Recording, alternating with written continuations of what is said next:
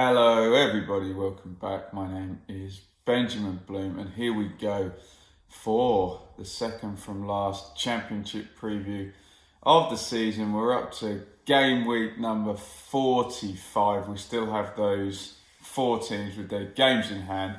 They'll be done this midweek and then we're up to the last day next weekend, and most of the issues have been sorted out now. Really, everything other than the final playoff spot is sorted, all bar the shouting. It would now take something miraculous. We think we know who the top 2 are. We think we know who 3 of the playoffs are. And we think we know who the 3 relegation teams. That said, there is still room for change. And we know that the championship is crazy mental, so keep your eyes peeled. Very windy in the UK today. This storm Hannah is flying around, so don't know whether we'll lose more than 1 game today, because we have lost 1, which we'll come on to as we go down the list. We'll start at the top. Norwich versus Blackburn, and everybody knows the maths here. Norwich need 1 point from today or from their last 2 games to secure promotion. What we really know is they secured promotion 4 games ago, basically. That run of 8 straight wins, and given that the chasing teams have kind of taken it in turns to falter, now lead somewhat decisively over the last 2 games, that Norwich really were up 4 games ago. And they've actually gone on their worst run this season, having delivered the killer blow. They've 4 games without a win. So that's the most for them this season without a win, and the most for any of the top 3 teams all season. So Norwich are doing that thing that you see the sprinters do in their heats, where they run up to the line and they just slow up, let the other teams get closer, but still kind of saunter over the finish line. Let's hope they're not losing any momentum, if that's a thing. Buendia was back from suspension at Stoke last week, and Daniel Farke went back to the team that had given him the 8-game winning streak. And who would have thought that is going to be the team that's going to be regarded as the promotion team? I know the centre midfield has changed throughout the season, but who would have thought at the start of the season Norwich were going to have a good season? No Rhodes, no Closer, no Hanley, and no Leitner in basically their number 1 team that's kind of got them up, really. I'd suspect those 4 would be, I reckon, 4 of the top 6, maybe top 7 earners at Norwich. So strange that it's the players at Norwich that you wouldn't expect that have stepped forward and given them such a great season. You may or may not hold the same opinion to me, that the championship doesn't really matter, as in the league title, given the absolutely massive gargantuan jump in money going from the championship to the Premier League. You just got to get up there. It doesn't matter whether you win the playoffs or win the league. That prize is so big that I wouldn't really be that bothered. That said, if Norwich better Sheffield United's result today, i.e. they win and Blades draw, or they draw and Blades lose, then they will be confirmed champions. Obviously, the caveat to that is that Sheffield United play Ipswich, so Norwich unlikely to better what looks like an odds-on victory for the Blades. So that'll all be sorted out, but really, if you're a fan of either Norwich or Sheffield United, and I told you you were going up at the start of the season, I don't think you would give a flying about whether you're champions or that was playoffs or second place or whatever. Anyway, there are 2 teams playing in this game. Blackburn, nice little end of season surge, 4 wins on the trot, and they can still finish as high as 9th, given they were in League One. That is good work. Anything top half is good work. Strong showing from Tony Mowbray and Rovers, but I think they're going to need a freshen up there. Bit of a hit and miss second half of the season, and they can't do that for a whole season, else that is a relegation scrap. Need more of what they did in in the first half. Prediction for this one, well, Norwich are going to end the day promoted because they're definitely going to draw at the very least. They're kind of falling over the line, but I think they'll probably get a win today. They know it's a kind of promotion day ready to happen, so let's go for a Norwich win in that one, and for them to finally confirm what has really been inevitable since that streak went up to 8 games. Second place, Sheffield United versus Ipswich, 24th Ipswich, obviously. What a week for the Blades. They've gone from a situation where they were looking odds on for the playoffs. I think I'm pulling this number out of my head, but I think the percentage chances on a lot of the models were that they had a 20% chance of promotion at one point before that Leeds-Wigan game, that huge swing happening then. In those last 2 games, they've taken 6 points out of Leeds over Easter and 4 points out of Norwich. Huge swing, and they could actually, I know I've just said it doesn't particularly matter, and Blade fans could actually finish first. Not that they will be remotely bothered by that. I think they're 3 points behind Norwich, aren't they? Situation is, if Sheffield United beat already relegated, disarray-ridden, bottom of the table Ipswich, even by 1 goal, then that would mean Leeds would have to win both of their last 2 games with a combined 12-goal swing, with Blades losing at Stoke. So basically, if Sheffield United beat Ipswich today, they are promoted. Basham returned for the final half hour at Hull, and it was Duffy and Hogan over Dowell and Medine. Be interesting to see who Wilder goes for here. Probably the instructions got to be get this game won by half time. They've got to put 2 goals on as quickly as they can, and then I think everything relaxes and they know they're up. And I think this is the way people see it: go in at 2-0 both sides, then go, okay, fine, let's not tackle anybody, and up go Sheffield United. Not that I endorse such behaviour, but it tends to happen quite a lot. Then we'll probably see, I don't think Billy Sharp's fit, but I think if Sheffield United are winning and there's anything like 2 or 3 minutes to go, I think he's coming on to be on the pitch for the promotion confirmation. I know it's not mathematically confirmed. Ipswich have 1 point in the last 4. They've only won, since they won their 4th game of the season back at Bolton. And in those 4 games, 1 scored, 8 conceded. So they're back in terrible form after, kind of a few draws and a win at Bolton. Seem to be going down with a whimper. I know that Paul Lambert is looking at lots and lots of different players and lots of systems, and over those last 4 games, again, a huge lack of continuity means no rhythm, no pattern of play, but he needs to look at these players, and unfortunately he's been doing them in competitive championship games since the relegation has been confirmed. So I can't really offer any idea on who's going to start this one. Whether Lambert planned to do his looking before these Sheffield United and it's Leeds in the last game for Ipswich, I don't know, and he goes back to a more settled lineup to avoid huge spankings and demoralising moments for new young players. We shall see. I think my prediction, and I think the bookies might have been having a look at this one, Sheffield United are going to win, aren't they? And a huge amount of money on 2-0. So you may not get very good odds on that one. And I think the bookies will be looking at the patterns on that one as well. So the next one is Leeds versus Villa, which had the makings of the game of the season a few weeks ago. But sadly, it's not going to be, because since then, Villa have literally won every single one of their games. 10-game winning streak for Villa. They're now guaranteed playoffs.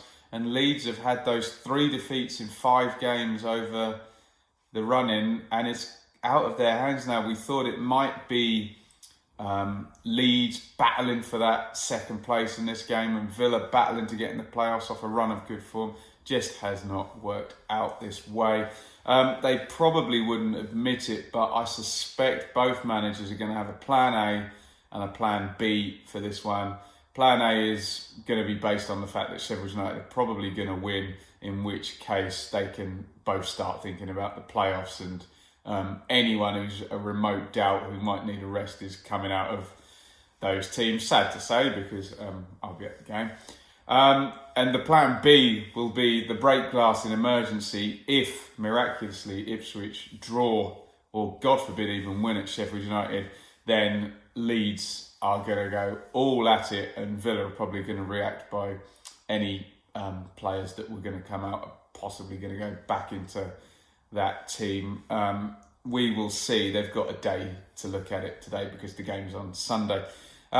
Leeds again, nothing to do with burnout. The pressing stats are still good. It's just bad finishing and a soft underbelly, really, is the combination for Leeds. I keep saying that they need another finisher in the team, that just Bamford, who some would say isn't maybe the greatest finisher in the world compared to a Sharp or a Pookie.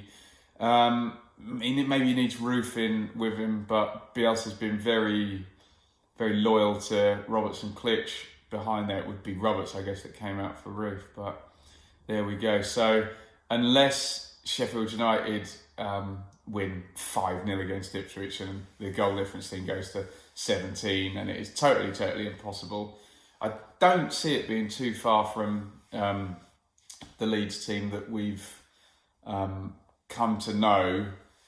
I just wonder, though, whether now people are going to look at that team and say, oh, we know how to pick them off. I know I've said many times on the channel, Leeds are unmatchable when they get into that zone, but now this reputation of poor finishing, and they will give you a chance because they're open. I think playoff teams will look at that and think that they can do something against it. So Leeds need to come back into that form before Christmas where they were irresistible. And I hate to say it from Patrick Bamford's point of view, that was with Kamar Roof up front. So who knows? No Abraham for Villa. He's been great for them. 24 goals, I think. Codger came in and scored. Dean Smith didn't sound too worried about him not being around. So I guess if I'm Dean Smith, Abraham comes back for the playoffs and is rested for the next two games. Tuan Zabi is back. Chester is training as well. I remember him having no centre-backs a few weeks ago, and now he seems to have loads. This game is very, very hard to predict because it's an entirely different game if Sheffield United don't win, which I don't think is going to happen, but we will see. I think if Sheffield United don't win, then it's a Leeds win all over, because you've got one team with a massive prize and one team gearing up for the playoffs. I think it might play out some kind of draw, and strangely for a Bielsa game, might lack intensity.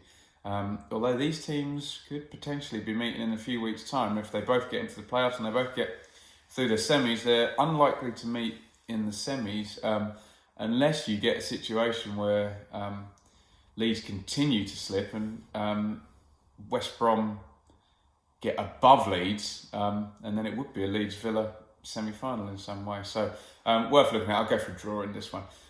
West Brom v Rotherham, 4th versus 22nd. Huge day for Rotherham here. They're a team with a very, very clear strategy coming up against West Brom that doesn't really have that clear a strategy. West Brom are guaranteed to finish between 3rd and 5th. They can still get 3rd, like I mentioned. Villa are breathing down their necks. They're only 2 points behind.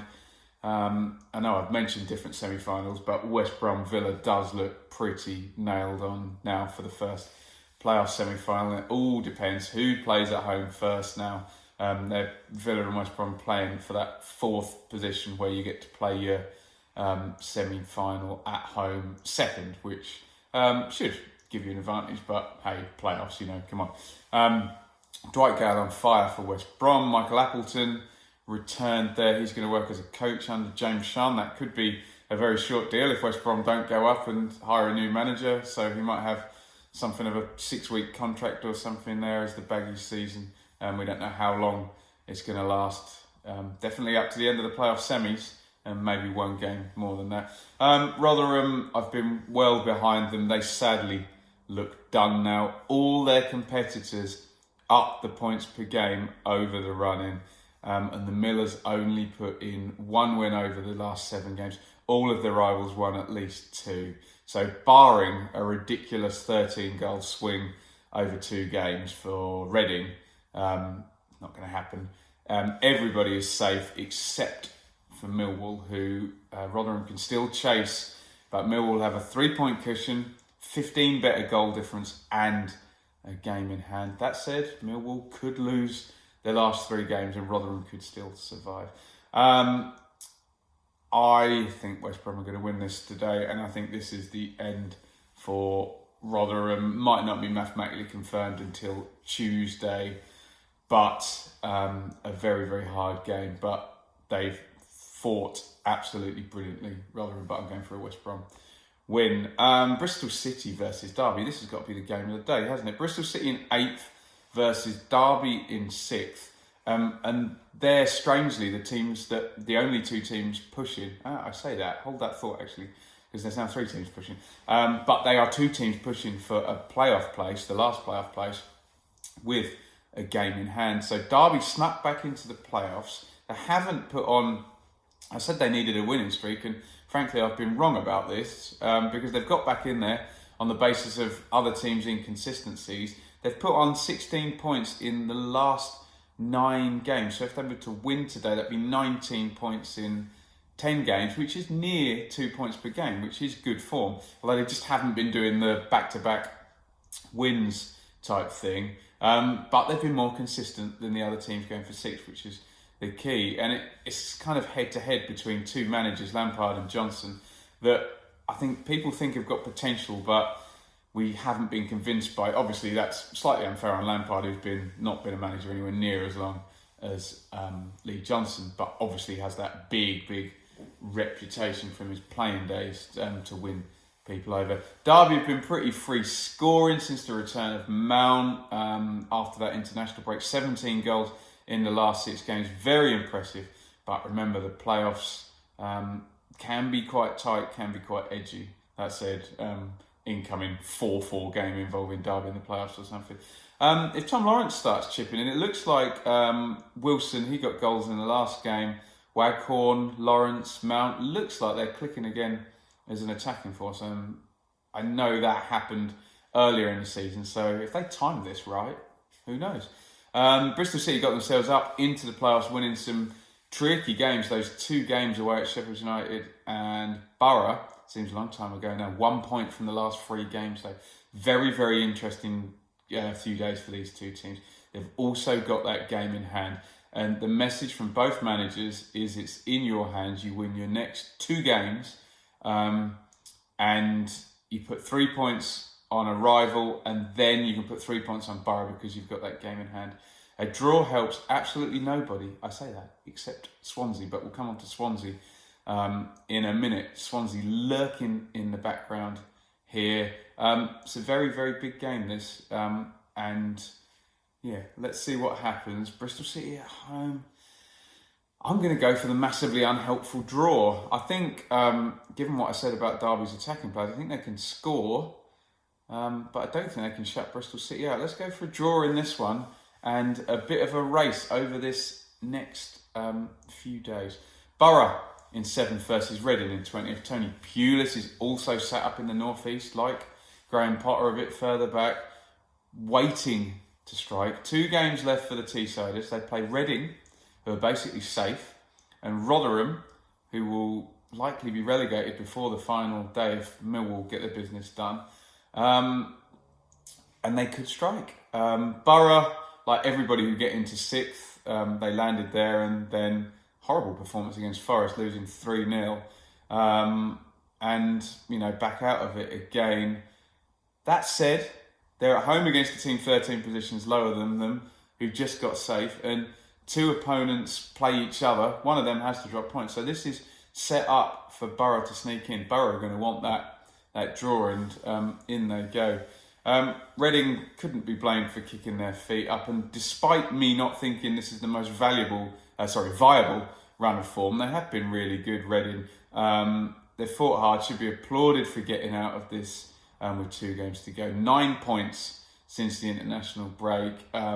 We said the survival surge teams who are going to finish in that third quartile, they do outperform most teams in the league, and they certainly outperform what they've done for the rest of the season.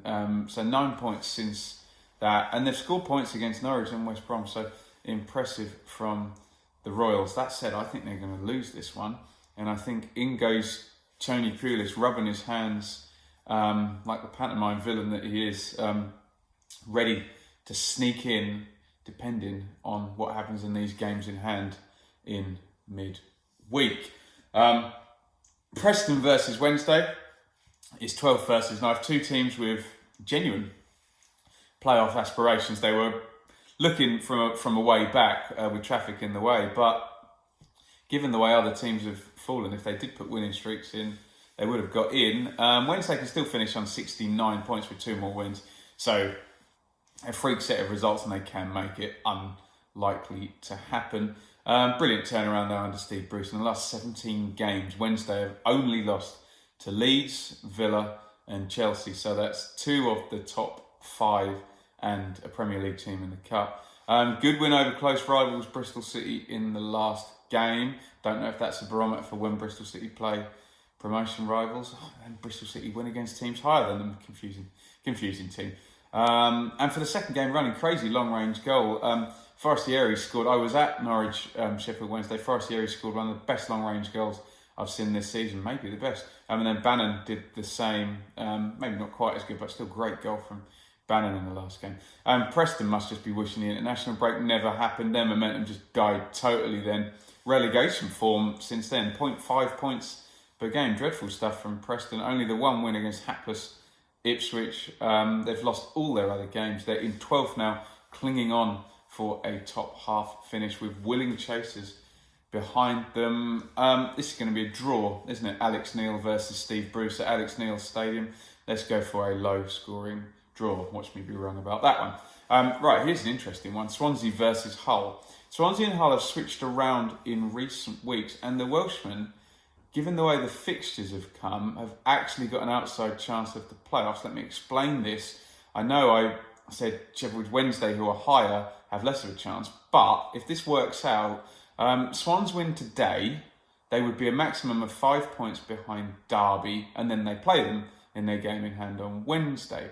As we know, Derby's opponents are Bristol City, so Swansea, like Borough, can really take advantage of this, but unlike Borough, they have a game in hand, and unlike Borough, that game in hand is against Derby, so they can damage direct rivals in the next game, whilst direct rivals damage each other in this game, if you're still following me. So, for example, if Bristol City and Derby drew today, Bristol City then will give them the benefit of the doubt. They go and beat Millwall. You would have, going into the last game, Bristol City on 70, Derby on 68 and Swansea on 68. Could also have Middlesbrough on 70 if they win today. That means the Swans, unlikely, but will be 1 game away from the playoffs if they can get those results and then have a nice swing on the last day. There are obviously other options where Borough don't win today, where Bristol City and Derby draw today, where Bristol City don't beat Millwall, and Swansea would be even closer. Yeah, level on points and maybe ahead of Bristol City. You could even have them all on 68 points if Borough draw today going into the last game. Fascinating stuff. Won't happen with it, but it'd be nice for my channel to have something really gritty to get into on the last day. Hull dropped off as we expected, looking at that final run. In 3rd defeat in a row. They've won 3 straight games, but then had hard games after that. They're basically beating the teams below them and losing to the teams above them. So with that being said, Swansea are above them. So I'm going to go for a Swansea win and this chaotic last few days. QPR, Forest, dead rubber this, isn't it? Forest can't go higher than 8th. Rangers safe from relegation. Both clubs now need a bit of a sort out, including a new manager for Rangers. Forest will want to end their horrible away run. And they had that good win over Borough, so I'd make them slightly favourites to win this one, although we know that football isn't that simple. Both teams rely on intensity and there might be a lack of, so let's just go for a draw in this one. Bolton versus Brentford is off. Bolton put out a statement at 10:30 last night saying the game was not happening after the players released a statement saying they were refusing to play. We feel we have no other options left due to mounting mental, emotional and financial burdens. Absolute mess for Bolton. Players not receiving bonuses for staying up last season and wages this season. I know footballers are highly paid, for those of you who have that argument, but Championship footballers do not make what Premier League footballers make. They still have expenses, and I think if you said to anybody, no matter what they earn, they've got things planned out. They have mortgages and expenses that rely on a contract that should be honoured. It's not cool to not receive what you've been promised, especially when you're working for it. So they've gone on strike. We don't know what the EFL will do. I don't think they can do a points deduction. Might be a fine, which is the least helpful thing possible to a club that doesn't have a lot of money. But there you go. I'd imagine this is going to be ruled 3-0 to Brentford in events where teams do not show up. I remember years and years ago, Middlesbrough not showing up to Blackburn, and Blackburn were awarded a 3-0 win. So my prediction is Bolton 0, Brentford 3. And we should mention Bees fans who may have booked the train, booked the hotel if they want to do it that way. So not good at all. Let's hope Bolton get sorted out. If you watch my most shocking moments of the Championship season video on this channel, you know how I feel about that. Right, 2 to go. Millwall in 21st versus Stoke in 16th. Millwall have business still to do. They have a lot still to play for here. They don't have margin for error.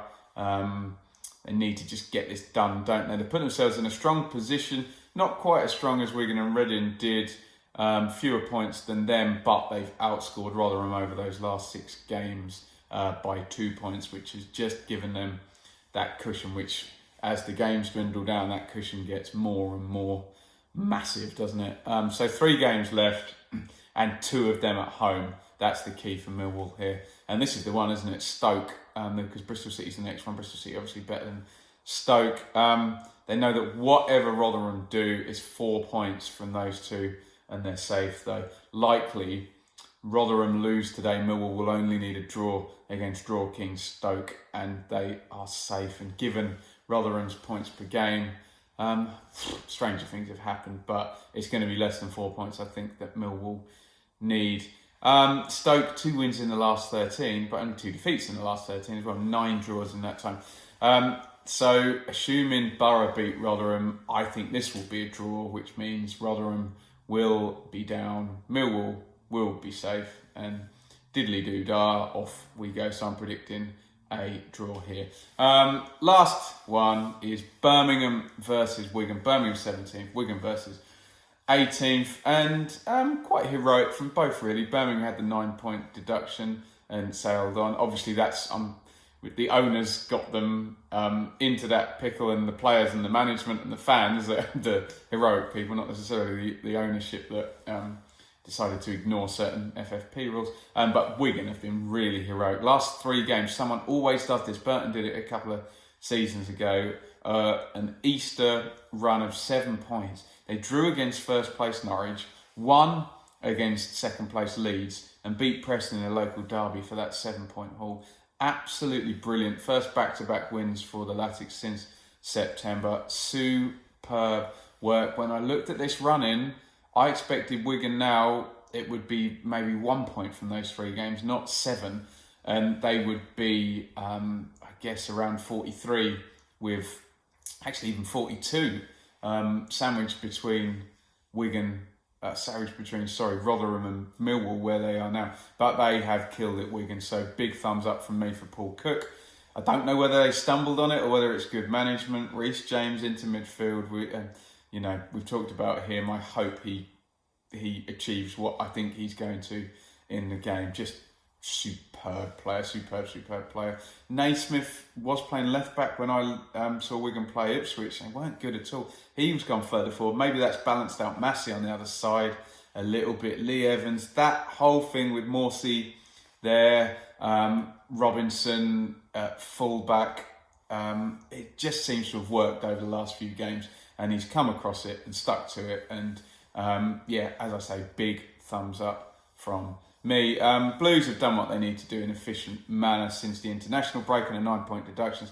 6 games, they've only lost 1, and I was at that one against West Brom. I thought they were unlucky to do so. That was classic West Brom players and set plays and things, quality, getting them through that one. They've drawn 3 and won the other 2, including a win against Leeds. Win against Leeds, draw against Sheffield United in that key game where if there is any relegation bother, beat Rotherham and you stick 3 points on them, the team that could catch you. And they did the job, so well done, Blues. And I think with a lack of intensity in this moment, Birmingham are gonna win this game today. So that is my last set of predictions, my second from last set of predictions, for the season. Let's hope there's something on it next week and some stuff to talk about before we go into playoffs. Wouldn't like everything to be sorted, but we're not going to know about the 6th place, but there could be decisive moves. If Derby can go and win their next 2 games, they're going to be looking very, very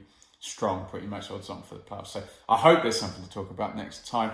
I do apologise, my internet, I'm in my new gaff, my internet comes on Thursday, May the 2nd, and assuming it works, I'll be able to go back to the live stream format that I know people enjoy.